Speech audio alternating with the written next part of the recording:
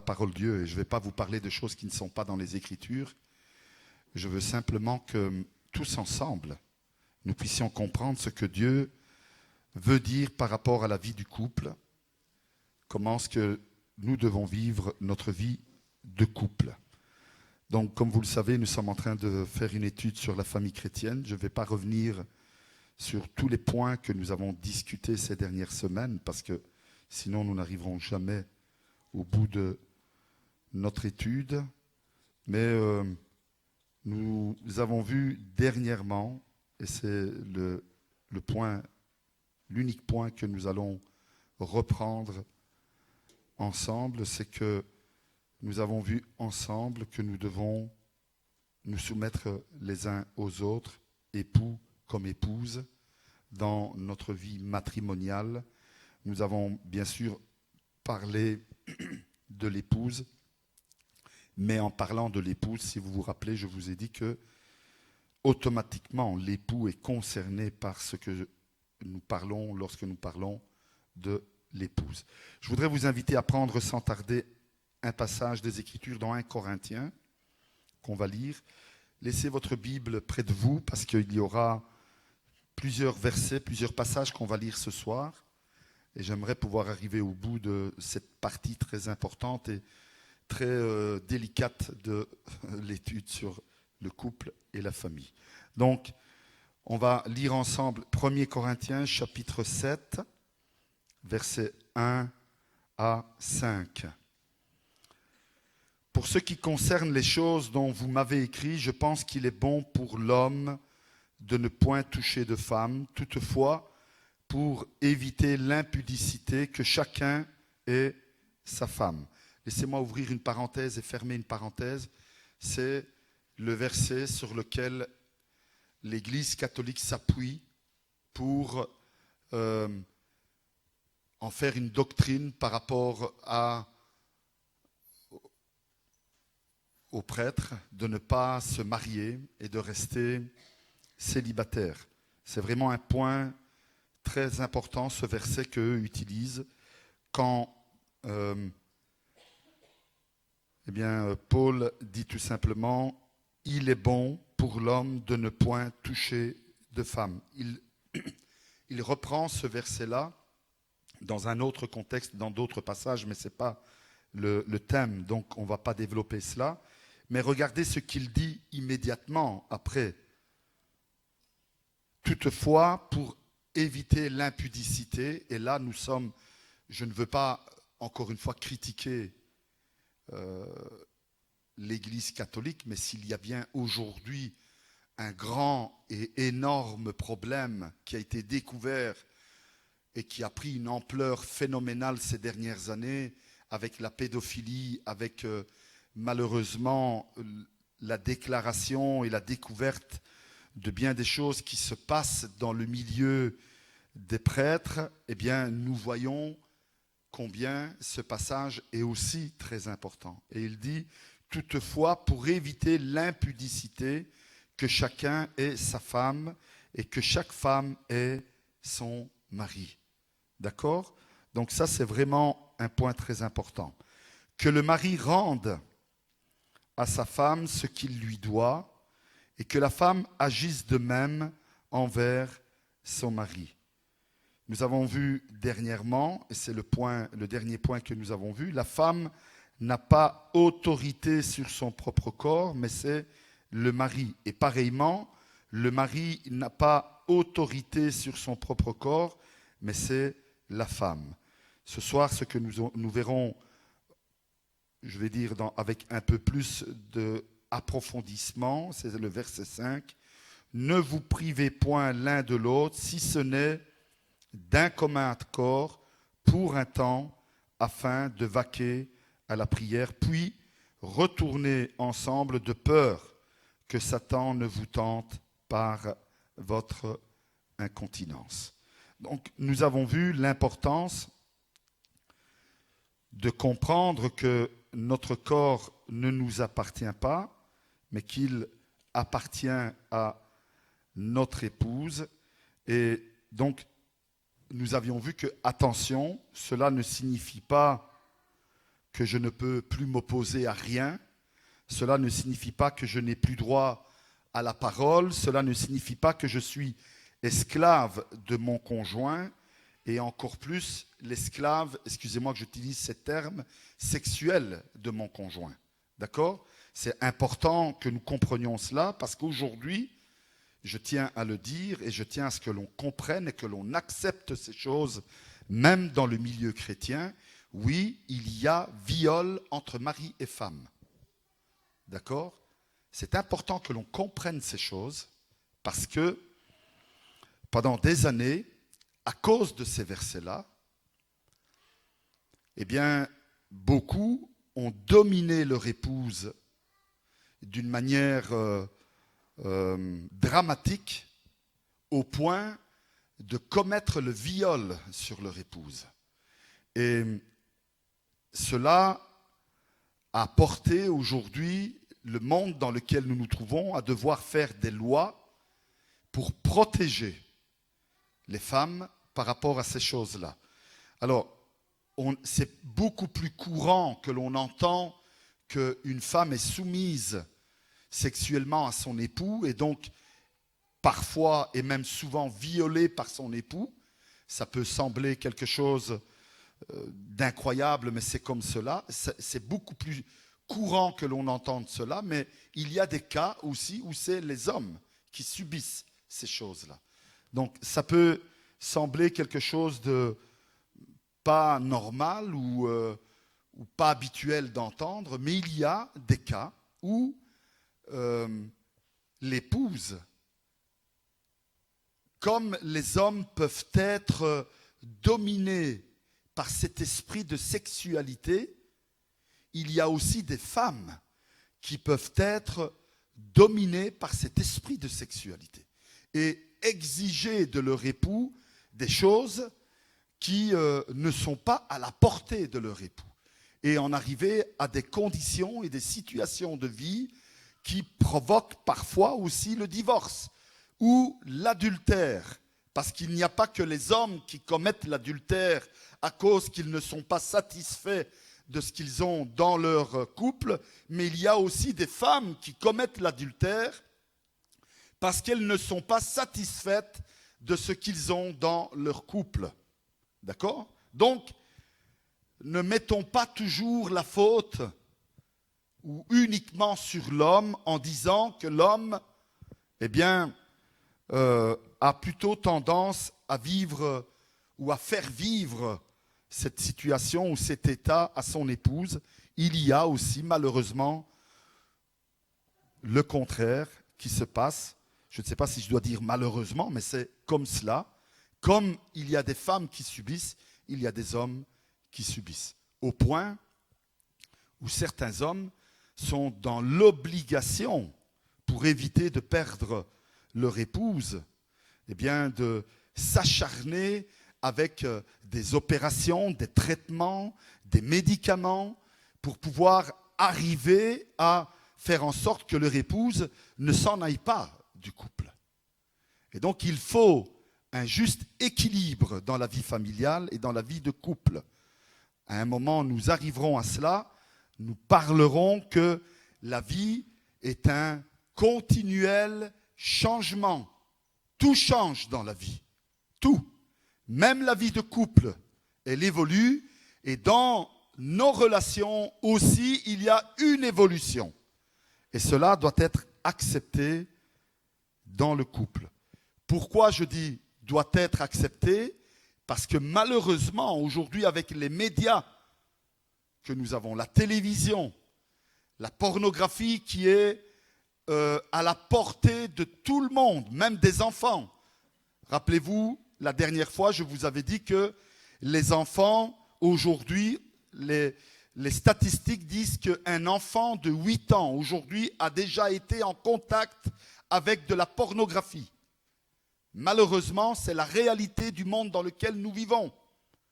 Il va y avoir un moment donné où un enfant de 8 ans va voir des images pornographiques qui vont ou qui peuvent le traumatiser pour de longues années, ou en tout cas le porter à vivre dans une condition psychologique qui va détériorer tout son être. Et au lieu de grandir comme un enfant, un adolescent, et puis, au moment du mariage, découvrir la vie sexuelle, eh bien, des enfants de 12 ans, 13 ans, pourraient être des professeurs à certains d'entre nous, ici présents, parce qu'ils ont déjà expérimenté beaucoup de choses, malheureusement. Alors, Dieu ne veut pas, et certainement pas, que nous comprenions ce passage dans le sens que nous devons laisser faire le conjoint tout ce qu'il désire. Mais la volonté de Dieu, c'est que, voilà, nous soyons équilibrés et sages. Dans toutes les choses de notre vie, nous devons être équilibrés et sages. Donc, maintenant, nous allons entrer dans cette partie de l'étude qui parle de ne point se priver, verset 5, ne vous privez point l'un de l'autre. Alors j'aimerais que l'on comprenne la parole ou le sens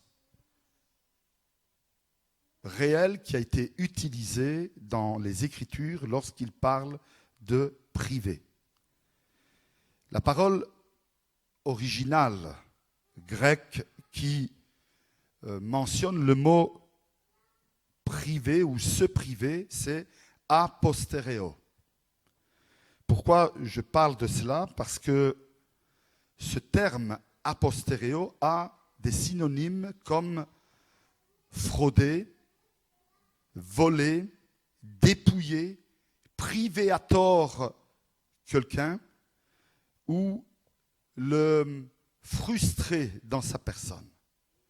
Jésus va utiliser ce terme-là, écoutez bien, il va utiliser ce terme apostereo lorsqu'il va parler avec ce jeune homme riche. Si vous vous rappelez dans cette histoire, lorsque Jésus rencontre ce jeune homme riche, il va lui demander d'accomplir les commandements, si vous vous rappelez, et il va même les citer.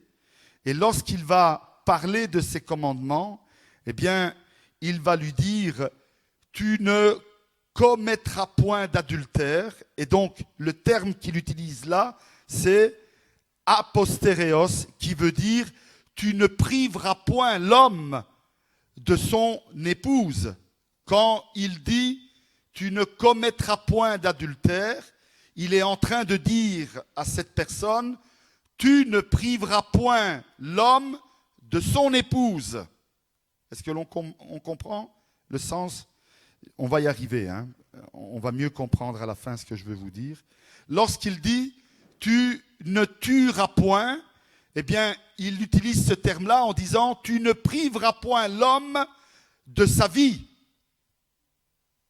Ok? On comprend?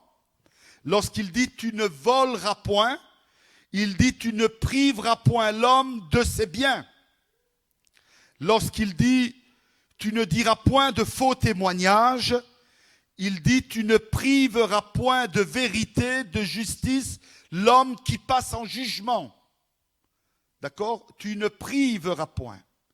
Lorsqu'il dit « tu ne convoiteras pas ton prochain », eh bien, il lui dit « tu ne priveras point ton prochain d'aucune chose qui lui appartient », c'est-à-dire son épouse, ses biens, ses esclaves, ses bœufs, ses ânes, tout ce qui lui appartient. Tu ne le priveras point de toutes ces choses. Eh bien, de la même manière, Dieu, ici Paul, mais cette parole nous vient de la part du Seigneur, tu ne priveras point ton époux et ton épouse. On entre dans un commandement, une volonté de Dieu de ne point priver son époux et son épouse parce que les conséquences seront identiques. Lorsque l'on prive un homme de sa vie, qu'est-ce qu'il fait cet homme? Qu'est-ce qu'il fait cet homme quand on le prive de sa vie? Il meurt. Quand on prive un homme ou une femme de ses biens, qu'est-ce qui se passe pour cette personne? Elle a été dépouillée de ses biens, elle n'a plus rien. Et quelle est la condition de son cœur? Amère, frustré, rattristé, en colère et dans la volonté de vouloir, peut-être pour certains, de faire le mal. Eh bien, c'est identiquement la même chose. Ce que veut nous faire comprendre l'apôtre Paul, c'est que lorsque nous privons notre conjoint, nous portons notre conjoint dans la même condition de ce qui se passe dans le cœur et dans la vie de celui qui est lésé dans les 10 commandements. Est-ce que l'on comprend ça? C'est un peu compliqué peut-être, hein. J'ai du mal peut-être à me faire comprendre, mais en tout cas, c'est cela que le Seigneur veut nous faire comprendre. On ne peut pas provoquer un manquement, on ne peut pas provoquer des torts, on ne peut pas provoquer la personne à commettre l'irréparable. Vous savez, lorsque vous tuez une personne, vous provoquez les enfants, si c'est le père ou l'épouse, ou si c'est l'épouse, le mari, ou les parents, vous provoquez les parents à la vengeance. Je me trompe quand je dis ça? Non, hein? C'est identiquement la même chose quand vous privez votre époux et votre épouse. Vous le poussez à la vengeance. Vous le poussez à commettre quelque chose qu'il ne doit pas faire et qui est mauvais à faire. Alors, j'ouvre et je ferme immédiatement une parenthèse.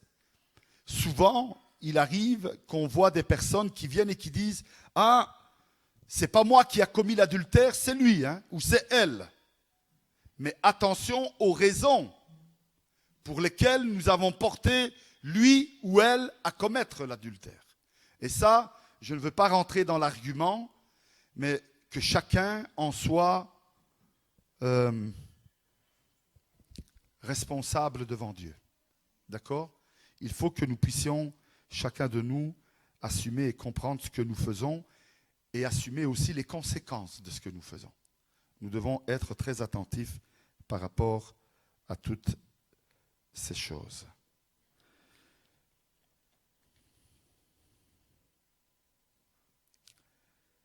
Ensuite, nous voyons l'autre partie qui nous dit comme ça, donc ne vous privez point l'un de l'autre, si ce n'est d'un commun accord. Et là,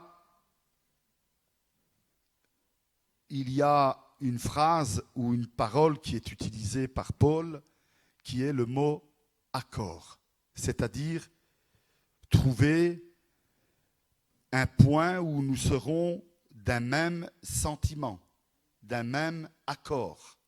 D'accord? Quand nous disons que nous sommes un, c'est que nous sommes en accord. Quand nous disons que nous sommes un avec le Père, quand Jésus dit qu'il est un avec le Père, si vous vous rappelez de la prière sacerdotale dans Jean chapitre 17, eh bien, qu'est-ce qu'on voit? On voit Jésus que lorsqu'il prie, il dit qu'il Père, que comme nous sommes un, que eux soient un avec nous. Comme moi je suis en accord avec toi, que eux soient en accord avec nous. C'est pour cela que la parole de Dieu nous dit que lorsque nous nous marions, nous formons un seul corps. Nous sommes un, en accord. Et donc tout ce qui se fait en accord. C'est important que nous comprenions cela, parce que beaucoup dans la vie matrimoniale ont tendance à continuer à vivre comme s'ils étaient célibataires. Je pense que je l'ai déjà dit dans des prédications, et je veux le rappeler encore ce soir. Je ne dis pas ces choses pour que nous puissions les utiliser après comme des arguments pour nous disputer ce soir après la réunion, hein, s'il vous plaît. Mais ces arguments ou ces choses que je discute ce soir, c'est pour que nous puissions nous en imprégner parce que c'est la parole de Dieu. Nous devons être en accord. Et tout ce qui se fait doit se faire en accord dans le couple. Je ne peux pas quitter ma maison et aller dans un garage de voitures et acheter une voiture et rentrer à la maison et dire, voilà, j'ai acheté une nouvelle voiture, c'est pour nous. Alors, si vous êtes riche à millions et que vous pouvez vous payer des voitures comme on s'achète un paquet de frites, je ne sais pas si vous me comprenez la comparaison, hein? Un paquet de frites, ça coûte 2 €. Et si pour vous acheter une voiture, c'est comme si vous aviez dépensé 2 €, ben, c'est pas grave. Hein? Un paquet de frites, on le mange. Quand on n'a plus faim, on jette le reste. Et puis si on n'a pas du tout faim, on le jette en entier. D'accord? Mais quand on vit dans un couple ou dans une famille où on travaille durement pour obtenir quelque chose, et l'achat qu'on fait, ben, il va durer pendant quelques années, et il faudra après vraiment l'utiliser, je ne vais pas faire ce que j'ai envie. Vous êtes d'accord avec moi? Je dois faire les choses en accord. Ok? Je ne peux pas être cette personne qui va décider tout seul comme s'il était célibataire. Hein? Aujourd'hui, j'ai décidé que ce n'est pas ainsi. Nous devons être des personnes qui sont en accord. Ou alors il y a un problème. Si dans mon couple, Jésus va dire aux pharisiens qui sont présents et qui, l'Écriture dit qu'ils le tentent pour trouver la faille et le faire tomber. Et ils vont parler au sujet du divorce, si vous vous rappelez de cela. Jésus va dire que l'homme ne sépare point ce que Dieu a uni. D'accord? Lorsque moi, avec mon propre consentement, j'arrive devant l'autel, devant le pasteur, et je suis heureux d'être uni avec mon épouse, et mon époux est de devenir un, et je demande à Dieu de nous unir et de faire de nous une seule personne, après je dois assumer ce choix. D'accord? Je dois faire en sorte et je dois tout faire pour toujours rester un. Mais s'il y en a un des deux, l'homme ou la femme, décide à un moment donné de ne plus être un, de se séparer. Et parfois, certains le font avant même de passer chez le notaire, ou chez l'avocat, ou chez le juge. Ils vivent déjà dans leur maison comme s'ils étaient séparés. D'accord? C'est courant des choses comme ça. Ça peut sembler incroyable, mais dans l'Église aussi, malheureusement, nous voyons des personnes qui vivent chacun de leur côté. Je fais ce que je veux et toi tu fais ce que tu veux. J'ai mon compte, tu as ton compte, je travaille, tu travailles et chacun fait ce qu'il veut de l'argent qu'il a. On est ensemble, mais indépendants. Et ne te mêle pas de ce que je fais. Eh bien, vous savez ça, on est déjà dans la position que l'homme a séparé ce que Dieu a uni. Quand Jésus dit que l'homme ne sépare point ce que Dieu a uni, il ne parle pas des juges, hein. Il ne parle pas des avocats, il ne parle pas des notaires qui séparent et qui donnent l'acte de divorce. Il parle de l'attitude, du comportement de l'homme et de la femme qui, par leur attitude et leur comportement, par leurs actions, par leurs paroles, vont séparer ce que Dieu a uni. Et ils vont le faire. Il y en a, ils vont jusqu'au point de séparer ce que Dieu a uni. Donc faisons très attention. Et lorsque Jésus dit que, parce qu'après ils répliquent, ils disent, oui, mais Moïse a donné le droit au divorce. Que va dire Jésus par rapport à ça? C'est à cause de votre... J'oublie le terme maintenant. À cause de la dureté de votre... Oui, je cherchais un autre raccourci, mais... Bon. À cause de la dureté de votre cœur, que Dieu a accepté ou toléré qu'il y ait le divorce. Et puis il continue, il dit, mais ce n'était pas ainsi au début.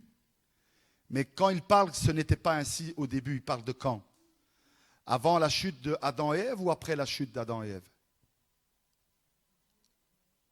Avant la chute d'Adam et Ève. Que ça soit bien clair. D'accord?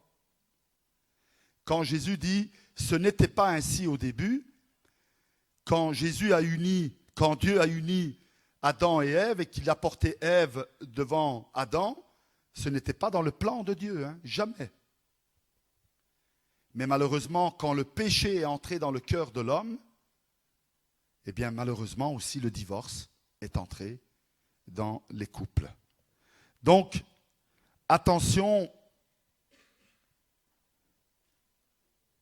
il faut un accord. Et donc, la grande difficulté du couple, ce n'est pas d'organiser le mariage. Parce que vous savez, quand on organise un mariage, moi je l'ai vécu pour la première fois en tant que père, lorsque mon fils Francesco s'est marié avec Sonia.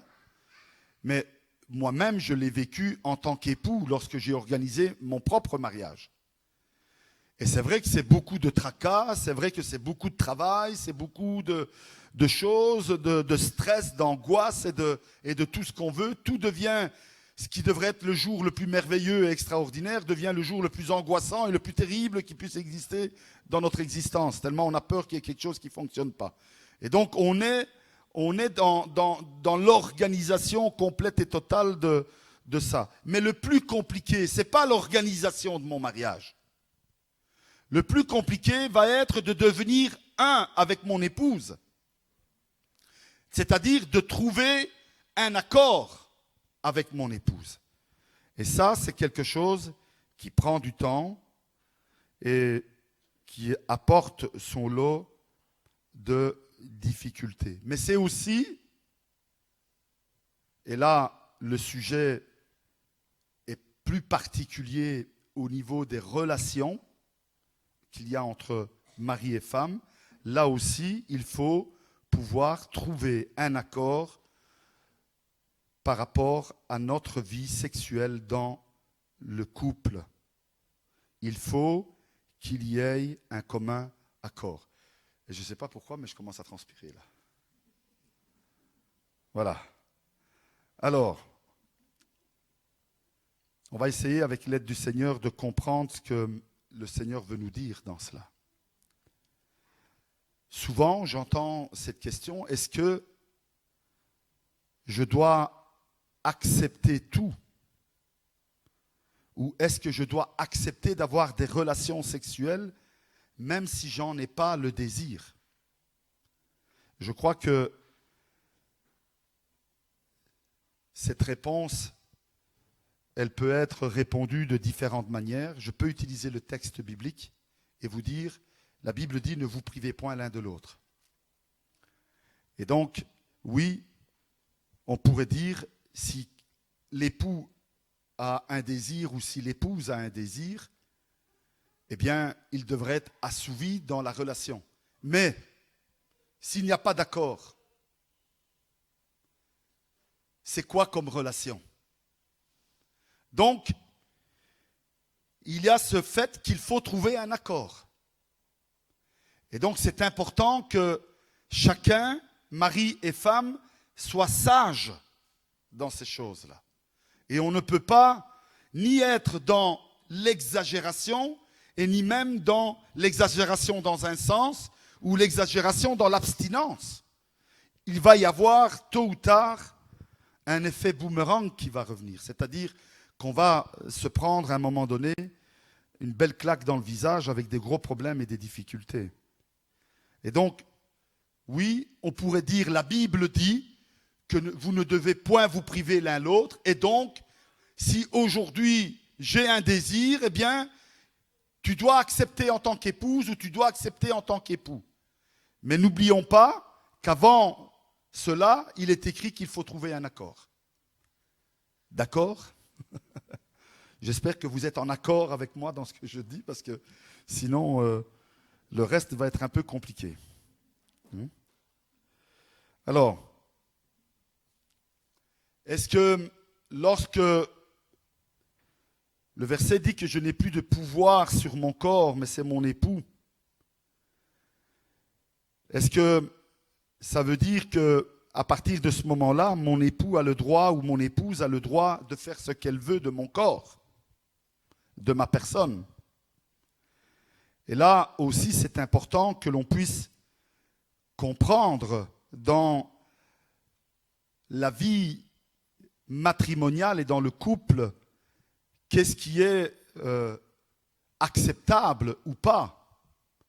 Est-ce que tout est permis dans les relations? C'est là où vraiment je commence à transpirer, hein, mais on va y arriver. Croyez-moi, on va utiliser la parole de Dieu pour ces choses-là, parce que je veux rester vraiment selon les Écritures et pas parler. Ici, on n'est pas dans un cours ou des... Je ne sais pas comment on appelle ça, où on va voir une aide pour sa vie sexuelle. Ce n'est pas du tout ça. Je veux utiliser les Écritures pour que nous tous, nous comprenions ce que dit la parole de Dieu par rapport à ces choses, à cause de comment le monde, de par ce qu'il nous montre, de par ce que l'on entend, de par ce que se passe autour de nous, fait que nous en arrivons au point où aujourd'hui, nous croyons que tout est permis dans la vie de couple. Mais nous allons voir que ce n'est pas toujours, et ce n'est pas vraiment comme nous le pensons. Alors, on va voir d'abord quelques règles dans les Écritures par rapport à cela. Et je voudrais vous inviter à prendre avec moi, toujours dans 1 Corinthiens, on ne va pas aller très loin, on va aller au chapitre 6, et on va lire du verset 12 au verset 20. Est-ce que quelqu'un veut bien lire versets 12 à 20? C'est juste avant les versets que nous avons lus ce soir. Alors, quelqu'un veut bien lire? Bien fort, bien fort. Tiens, prends mon micro vu que tu es là tout près. Tout m'est permis, certes, mais tout n'est pas bon pour moi. Tout m'est permis, c'est vrai, mais je ne veux pas me placer sous un esclavage quelconque. Les aliments sont faits pour le ventre et le ventre pour les aliments. Certes, cependant, un jour, Dieu détruira l'un comme l'autre. Mais attention, notre corps, lui, n'a pas été fait pour l'inconduite, il est pour le Seigneur et le Seigneur est pour le corps. En effet, comme Dieu a ressuscité le Seigneur, il nous ressuscitera, nous aussi, par sa puissance. Ignorez-vous que vos corps sont des membres de Christ? Vais-je donc arracher les membres de Christ pour en faire ceux d'une prostituée? Sûrement pas. Ou bien, ignorez-vous qu'un homme qui s'unit à une prostituée devient un seul corps avec elle, car il est écrit, les deux ne feront plus qu'un. Mais celui qui s'unit au Seigneur devient, lui, un seul esprit avec lui. C'est pourquoi, fuyez l'inconduite sexuelle. Tous les autres péchés qu'un homme peut commettre n'impliquent pas son corps, mais celui qui se livre à l'inconduite pêche contre son propre corps. Jusque 20 ? Ou bien encore, ignorez-vous que votre corps est le temple même du Saint-Esprit qui vous a été donné par Dieu et qui maintenant demeure en vous? Vous ne vous appartenez donc pas à vous-même, car vous avez été rachetés à grand prix. Honorez donc Dieu dans votre corps. Je crois que l'Écriture est très claire, hein? On va relire le verset 13. Regardez ce qu'il dit. Les aliments sont pour le ventre et le ventre pour les aliments, et Dieu détruira l'un comme l'autre, mais le corps n'est pas pour l'impudicité, il est pour le Seigneur. Première règle importante de comprendre, c'est que Dieu nous a donné un corps non pas pour commettre l'impudicité, mais pour le Seigneur. Donc, tout m'est permis dans ma relation sexuelle dans le couple à la condition que je ne commette point l'impudicité dans ma relation.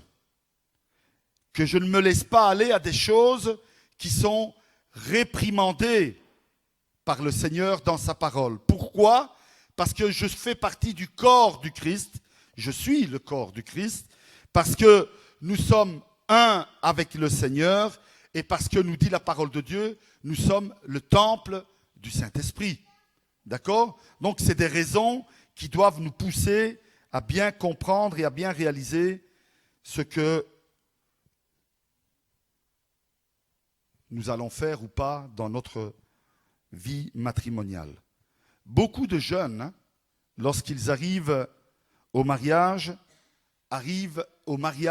avec les pensées, pardonnez-moi, qui ont été polluées, j'utilise ce terme-là, polluées par tout ce qu'ils ont vu, entendu, ou peut-être même fait avant de se convertir à Dieu. Et donc, beaucoup de ces jeunes ou moins jeunes, lorsqu'ils arrivent dans leur vie de couple, eh bien, ils croient que tout ce qu'ils ont vu de leurs yeux, entendu de leurs oreilles, ou peut-être pratiqué eux-mêmes avant de connaître le Seigneur, eh bien, est quelque chose qu'ils ont le droit de faire parce que maintenant, ils sont mariés. Alors, certains disent, avant, je le faisais, mais je n'étais pas marié. Je le faisais avec des gens à gauche, à droite, mais maintenant, je suis marié. Donc, j'ai le droit de le faire. Oui, il y a des choses que nous avons le droit de faire, mais il y a des choses que nous n'avons pas le droit de faire dans nos relations matrimoniales. Et c'est important que nous comprenions cela, parce que si nous ne comprenons pas ces choses-là, nous allons nous laisser aller derrière l'impudicité même à l'intérieur de notre relation matrimoniale. Après, nous allons voir ces choses que l'on peut faire ou pas. Hein? D'accord? On n'y est pas encore arrivé. Attendons. Deuxième point, deuxième règle. Je voudrais que l'on prenne la lettre aux Romains, si vous voulez bien, si quelqu'un veut bien prendre Romains chapitre 14. Et là, on va voir la deuxième règle que Paul nous donne. Donc, la première règle que nous avons vue ensemble, qui est très importante, frères et sœurs, c'est que notre corps n'est pas pour l'impudicité, mais pour le Seigneur. Deuxième règle, Romains chapitre 14, verset 23, et je vais le lire moi directement. Il dit comme ceci, « Mais celui qui a des doutes au sujet de ce qu'il mange est condamné parce qu'il n'agit pas par conviction. Tout ce qui n'est pas le produit d'une conviction est péché. » Deuxième règle que le Seigneur nous donne dans sa parole, c'est que si au fond de moi-même, quelque chose me dit, Frédéric, ne fais pas ça. C'est pas net, c'est pas clair, c'est pas quelque chose de très sain ce que tu es en train de faire là. Si j'en ai pas la conviction, je ne dois pas le faire. Parce que si je le fais, eh bien la parole de Dieu, elle est claire, je commets un péché. C'est donc important que je sache et que je sois convaincu au fond de moi-même que ce que je fais, je peux le faire ou pas. On est toujours d'accord? On est toujours un? Amen? Je peux entendre un amen? D'accord? Première règle, mon corps n'est pas utilisé pour commettre l'impudicité, mais pour le Seigneur. Deuxième règle, si je n'ai pas une conviction profonde dans mon cœur de ce que je fais, je ne dois pas le faire. Alors, pour en avoir la conviction profonde, il faut que je connaisse les Écritures et que je sache ce que les Écritures me disent par rapport à ces choses. Et donc, quand j'en ai la conviction à travers les Écritures, alors à ce moment-là, je sais si je peux faire ou pas faire. Et donc, on va y arriver maintenant. Et là, je vous demande de tout le monde prendre votre Bible dans Lévitique, chapitre 18.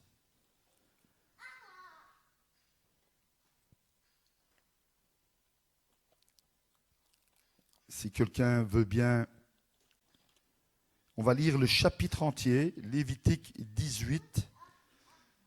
Comme ça, je repose un peu ma voix.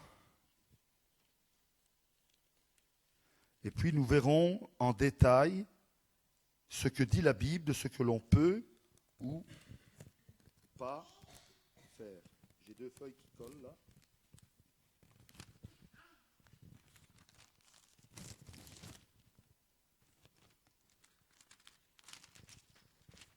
Voilà.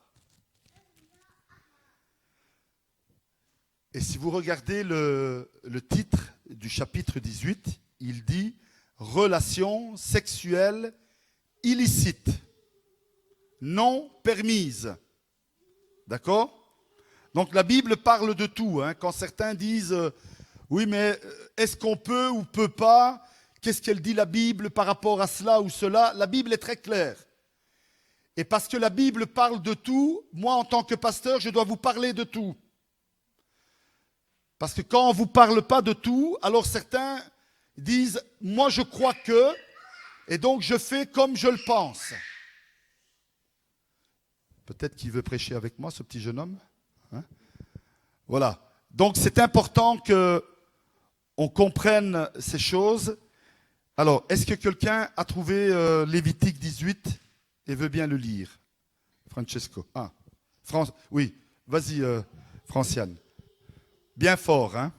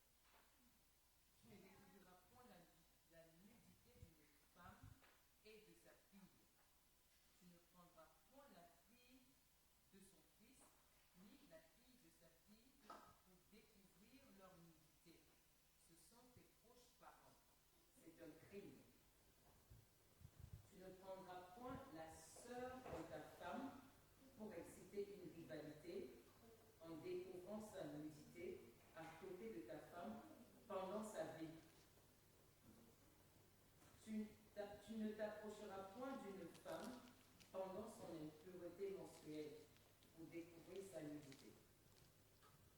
Tu n'auras point commerce avec la femme de ton prochain pour te souiller avec elle. Tu ne livreras aucun de tes enfants pour le faire passer à Moloch, et tu ne profaneras point le nom de ton Dieu. Je suis l'Éternel. Tu ne coucheras point avec un homme comme on couche avec une femme. C'est une abomination. Tu ne coucheras point avec une bête pour te souiller avec elle. La femme ne s'approchera point d'une bête pour se prostituer à elle. C'est une confusion. Ne vous souillez par aucune de ces choses, car c'est par toutes de ces choses que se sont souillées les nations que je vais chasser devant vous. Le pays en a été souillé, je punirai son iniquité, et le pays vomira ses habitants. Vous observerez donc mes lois et mes ordonnances, et vous ne commettrez aucune de ces abominations, ni l'indigène, ni l'étranger qui séjourne au milieu de vous. car ce sont là toutes les abominations qu'ont commises les hommes du pays qui y ont été avant vous, et le pays en a été souillé. Prenez garde que le pays ne vous vomisse, si vous le souillez, comme il aura vomi les nations qui y étaient avant vous. Car tous ceux qui commettront quelques-unes de ces abominations seront retranchés du milieu de leur peuple. Vous observerez mes commandements et vous ne pratiquerez aucun des usages abominables qui se pratiquaient avant vous. Vous ne vous en souillerez pas. Je suis l'Éternel votre Dieu. Je pense que la parole de Dieu est très claire. Elle parle, lorsqu'elle parle de nudité, ce n'implique pas uniquement le fait de regarder. Et quand il parle de nudité, il parle d'actes sexuels. D'accord ? Alors nous avons vu, je vais reprendre quelques points pour qu'on comprenne bien ces choses. Puis si vous voulez, vous pourrez aller relire en détail ce chapitre et vous reverrez ces choses-là peut-être avec un peu plus de tranquillité.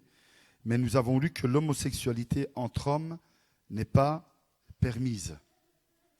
Nous avons vu aussi que l'homosexualité entre femmes n'est pas permise. Nous avons vu que la sodomie entre hommes et femmes non plus. Les relations sexuelles entre parents et enfants ne sont pas permis. Les relations sexuelles entre frères et sœurs, ou sœurs et frères, ou sœurs et sœurs, ou frères et frères, ne sont pas permis. Les relations sexuelles entre oncles et nièces, ou entre tantes et neveux, ne sont pas permises. Les relations avec les animaux ne sont pas permises. Et les relations sexuelles avec les prostituées ne sont pas permises. Je crois que la parole de Dieu est très claire. C'est à nous de l'appliquer afin que nous ne soyons pas dans l'impudicité, même dans nos relations avec notre épouse ou notre époux.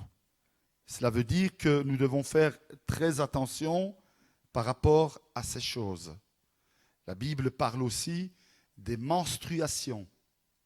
Et donc, les menstruations sont aussi un temps de repos qui sont donnés à l'épouse et au couple. Et donc, pendant ce temps-là, eh bien, il ne peut y avoir de relation. Alors, c'est important que nous comprenions cela, parce que si nous ne mettons pas un point d'honneur par rapport à cela, nous encourons le risque de rentrer dans des pratiques qui peuvent nous sembler normales et banales, mais en réalité, nous sommes dans une condition de péché devant Dieu. Et donc, après, nous ne devons pas nous étonner que nous perdons peu à peu, ou nous perdons peu à peu notre foi et nous perdons peu à peu dans le monde. Ensuite, et je vais terminer avec ça parce que c'était le dernier point important par rapport à ce thème, il dit comme ceci dans le verset que nous avions lu ensemble dans 1 Corinthiens chapitre 7. Il dit comme ça, donc ne vous privez point l'un de l'autre si ce n'est pour un temps et d'un commun accord afin de vaquer à la prière, puis retournez ensemble de peur que Satan ne vous tente par votre incontinence. Je dis cela par condescendance, par condescendance, je n'en fais point un ordre. Donc il dit d'un commun accord pour un temps. Et permettez-moi de prendre cela et de mettre quelque chose de très clair par rapport à cela. Il y a un temps pour toute chose. Je crois que nous avons tous lu dans Ecclésiaste au chapitre 3, versets 1 à 15. On ne va pas les lire ce soir. Il y a un temps pour toute chose dans la vie. Parce que la vie est en continuelle évolution. Elle est en continuel changement. Il y a un temps pour chaque chose.